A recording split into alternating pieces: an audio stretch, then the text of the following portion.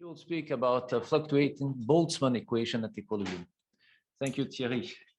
Well, thanks very much for the invitation. And once again, sorry for not being able to be with you in person. I'm going to report on a joint work with Isabelle Gallagher, Laure Saint-Raymond, and Sergio Simonella on the fluctuating Boltzmann equation. So this equation arises from hard sphere dynamics, deterministic dynamics, which I'm going first to explain. And then I will detail two types of results on the fluctuating Boltzmann equation. One out of equilibrium, but restricted to a short time. And a second one at equilibrium for arbitrary large times. And if time allows, I'll give you a few ideas about the proof. So the starting point is Newtonian dynamics of n hard sphere, which are little balls of size epsilon. And they move as billiard in straight line, and when they collide, they just bounce and are reflected. And the main feature with this is that the number of balls in the billiard is huge. What we are interested in, therefore, is the collection of all these balls, which are given by position and velocities. And we would like to understand the behavior of the dynamics when the radius epsilon gets small and n is large. So this is a very unstable dynamics, but one of the simplifying feature we're going to use is the fact that n and epsilon are related by the so-called Boltzmann grad scaling in order to keep this relation, which essentially means that the gas is extremely dilute. In which sense?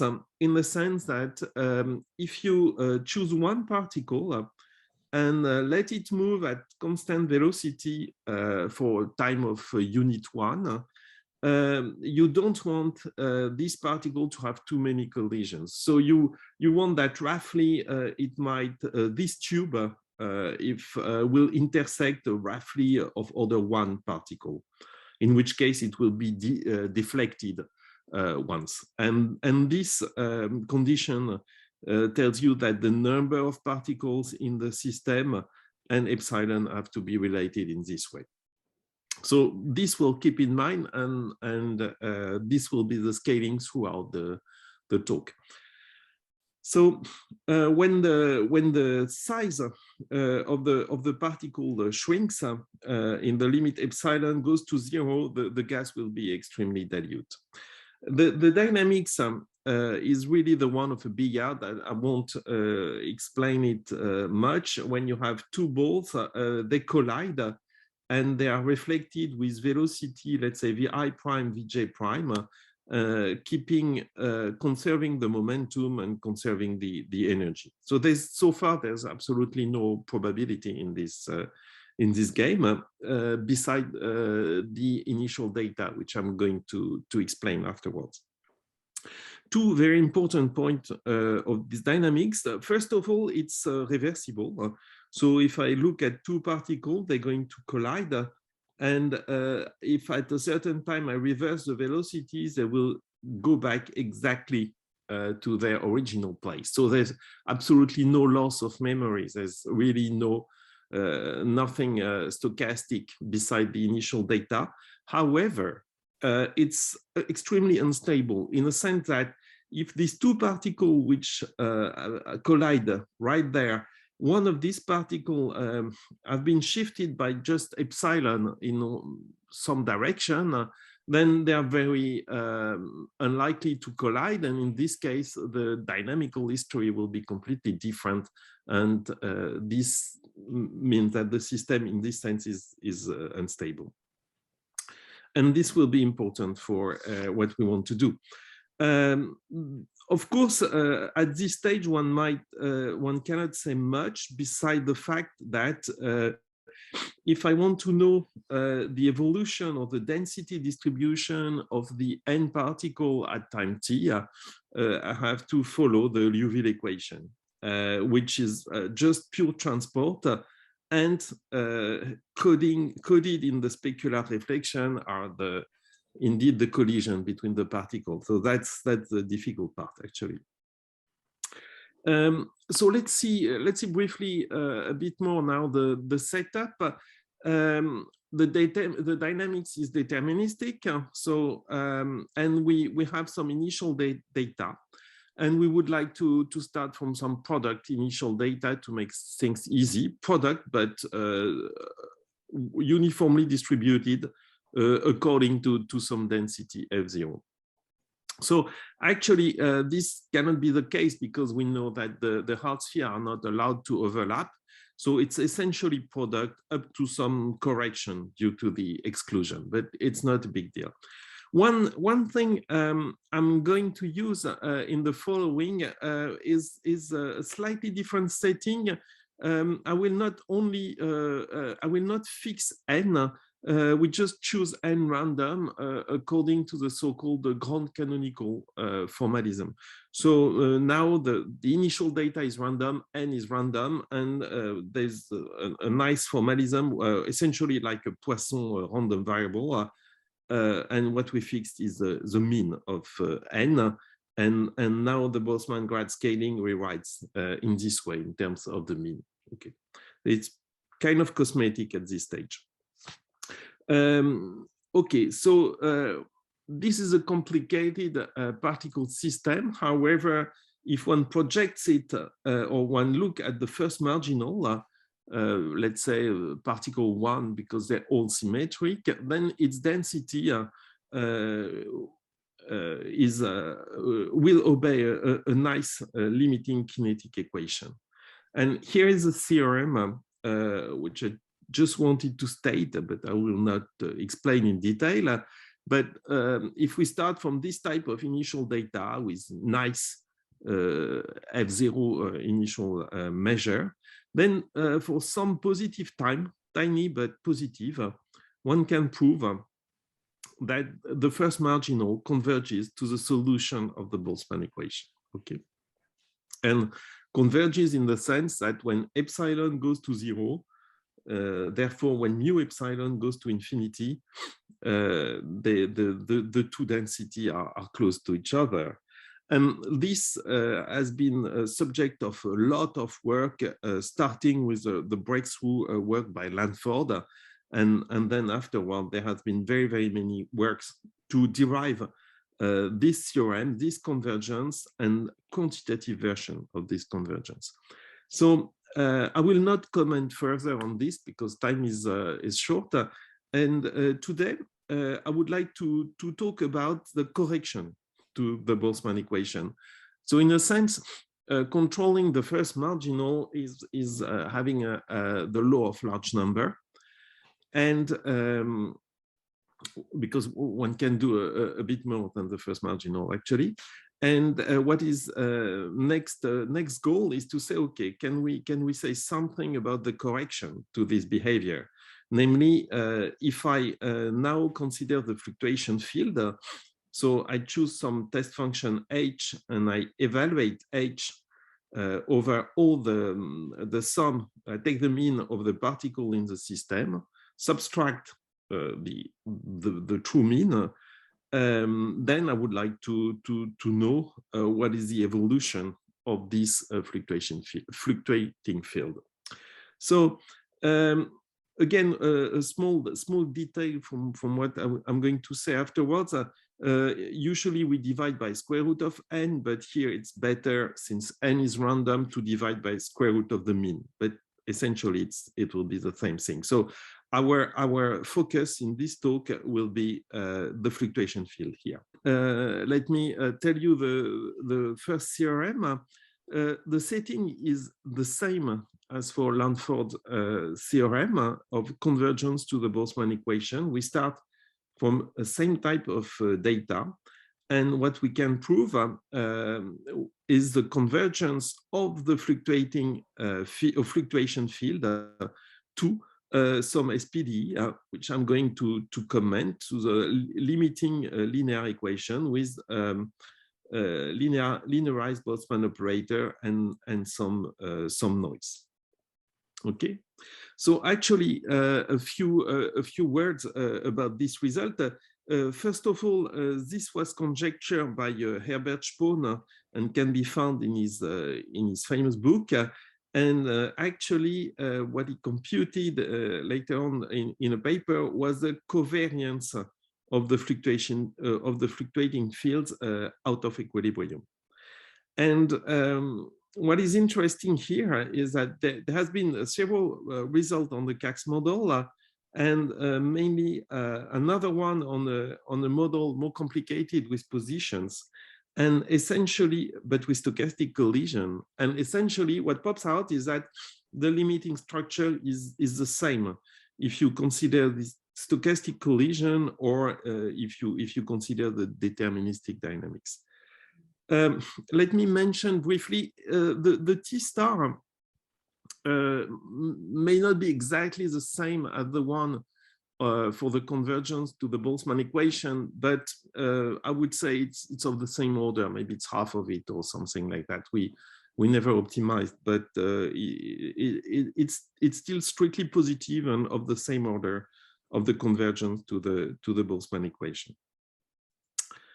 Okay, so what is this limiting equation? As I mentioned before, so it's out of equilibrium. So one has to, this operator is a linearized Boltzmann operator around the density Ft. And this operator is dissipating. So it's really behaves in this sense like the Boltzmann equation. There's some source of dissipation.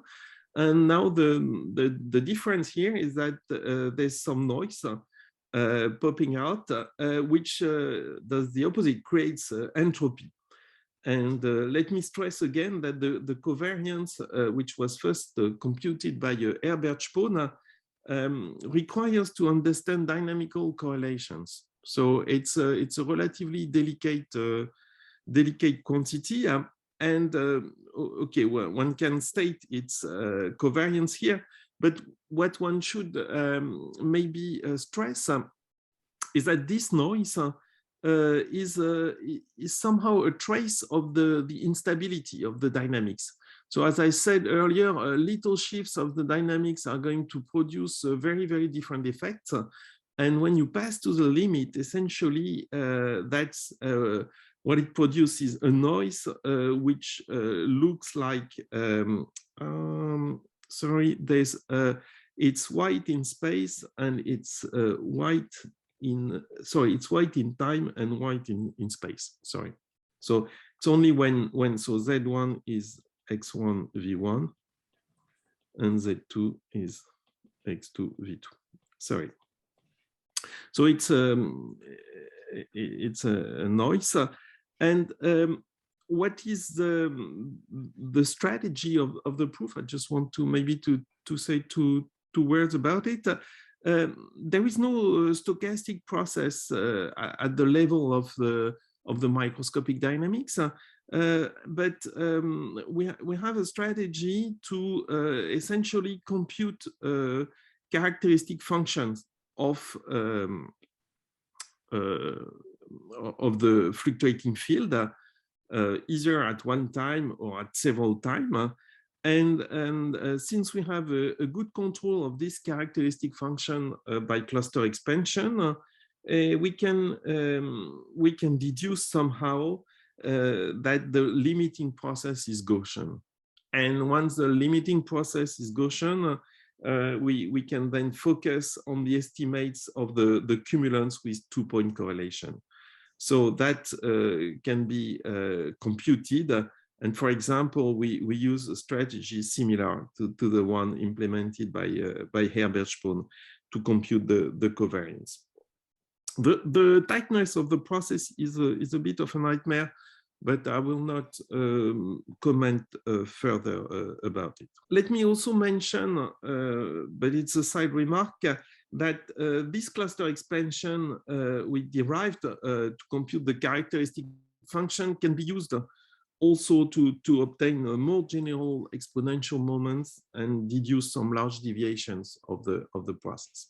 now I just want to focus on a very specific initial data, which is the equilibrium initial data. So imagine you start from particles which are uniformly distributed in position. I'm on a box, on a compact unit box, and with Maxwellian velocities of this form. Then this measure is invariant for the dynamics. However, still makes sense to look at the fluctuation field and to see how initial fluctuation propagates. And we're going to see what is the outcome in the case of equilibrium data. Maybe just a side remark. If one look at the proof of Lansford's theorem for the convergence to the Boltzmann equation, the fact that one is close to equilibrium doesn't help in his proof. So essentially, if you start from a Gaussian, you can't, even so it's invariant measure, you can't prove using his proof or the scheme of his proof, you can't prove that it remains close to a Gaussian for a very, very long time. So the convergence time is also limited, even so one starts from equilibrium. So I just mentioned that because our statement uses the fact that one is at equilibrium, and what we are able to prove is the same theorem as before, but now starting from equilibrium, we can prove the convergence at all time towards the fluctuating Boltzmann equation. Again, this result in the case of a model with some stochastic collision, this type of result was already obtained by Fredoun. A few words on the limiting equation. So this time one still has the linearized Boltzmann operator, but it's linearized around the Maxwellian, so it doesn't change in time. And what is interesting, of course, is to notice that if one starts from a test function at time 0, test function h at time 0, and the product with another test function g at time 0, we get some initial correlation. And what one can prove is that now if one tests at different time, the correlation decay in time due to this linearized operator. However, at equilibrium, the noise is exactly there to balance this decay of correlation and compensate somehow for the invariant measure. So now the noise, one can see that the noise is really related to the dissipation to satisfy fluctuation dissipation type result. Let me mention also, I didn't say it before, but somehow the time is which can be reached is long and can actually depend on epsilon. Not much, but it can diverge in terms of epsilon. So the fluctuating Boltzmann equation can be itself rescaled again to longer time to reach some linear type of hydrodynamic scalings, either on the momentum or on the energy. It's a linear regime, but it's the hydrodynamic regime. Okay, I think I have something like 5 minutes, so I'm just going to give you, I hope I didn't go too fast, some idea of the proof. And contrary to for the long time, contrary to what I said before, for the short time where we had really good control on the system and we were able to compute directly the characteristic function, for the short time it's not possible. So we proceed in the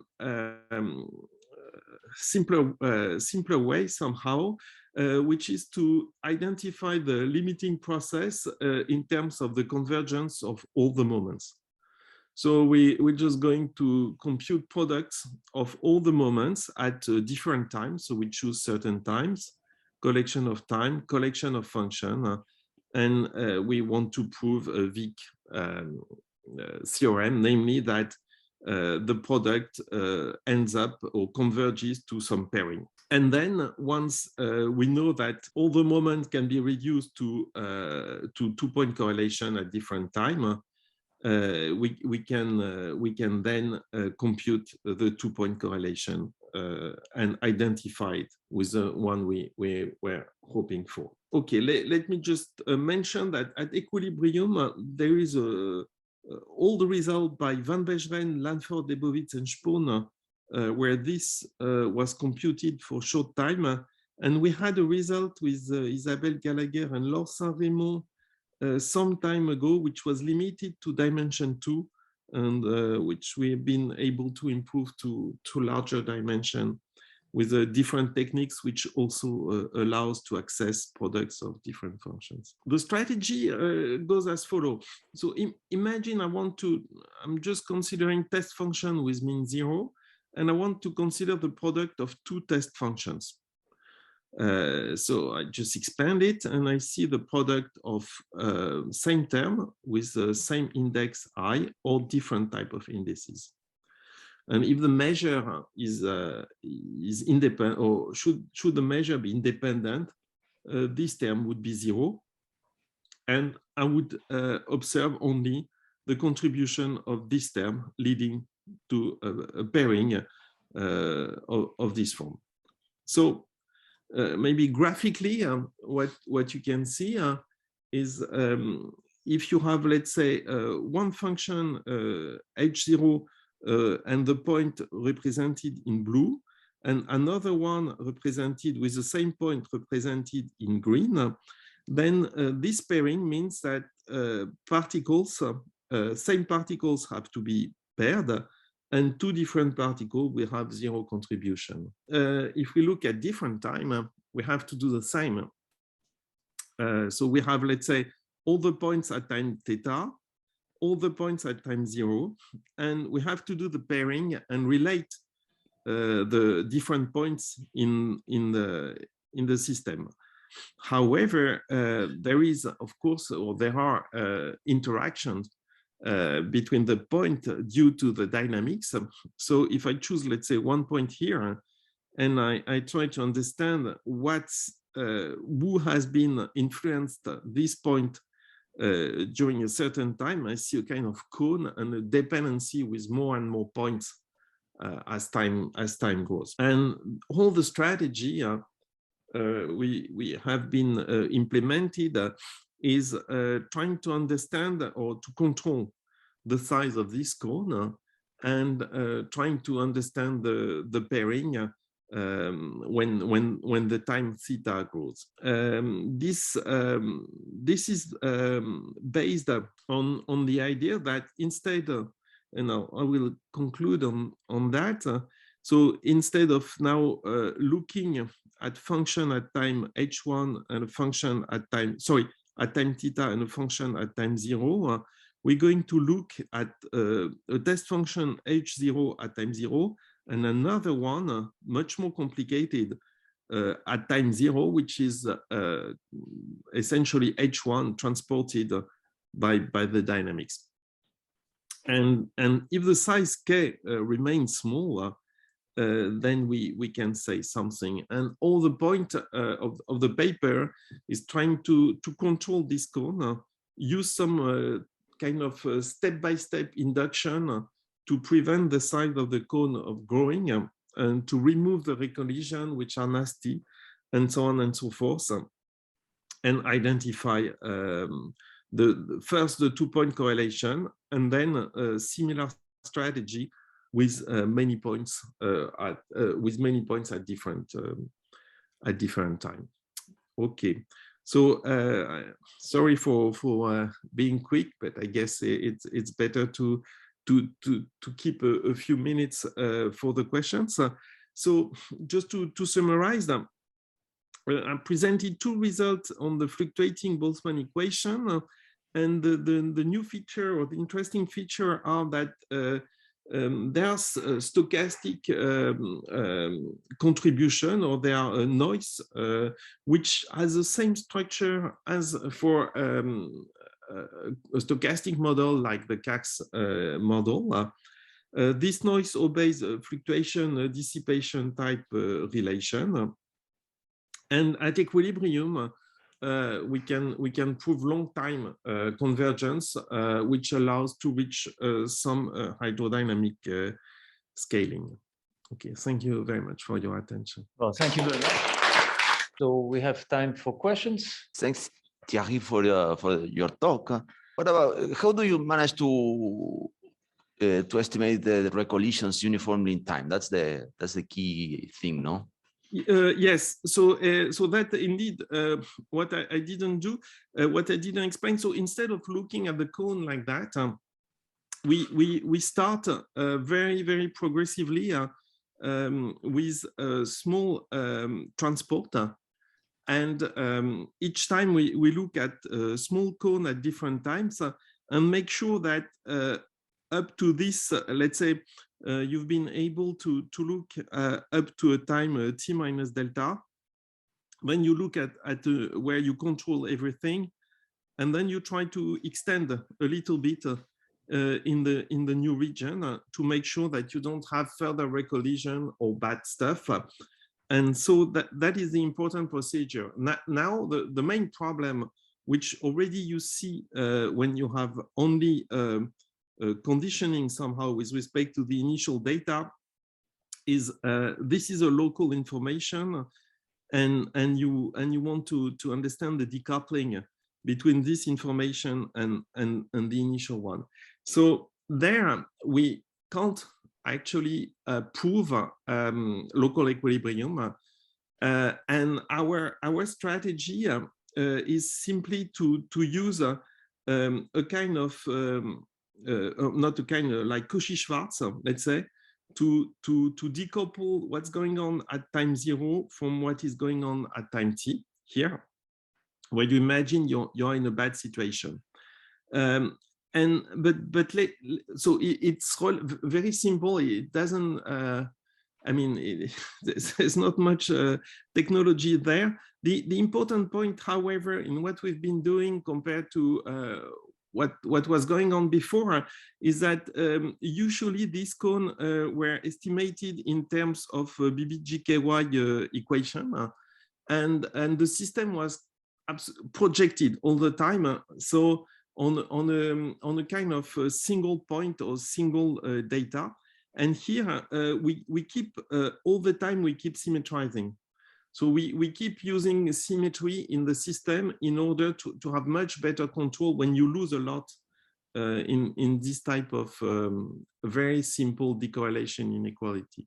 But to prove local equilibrium, so far we don't have any idea.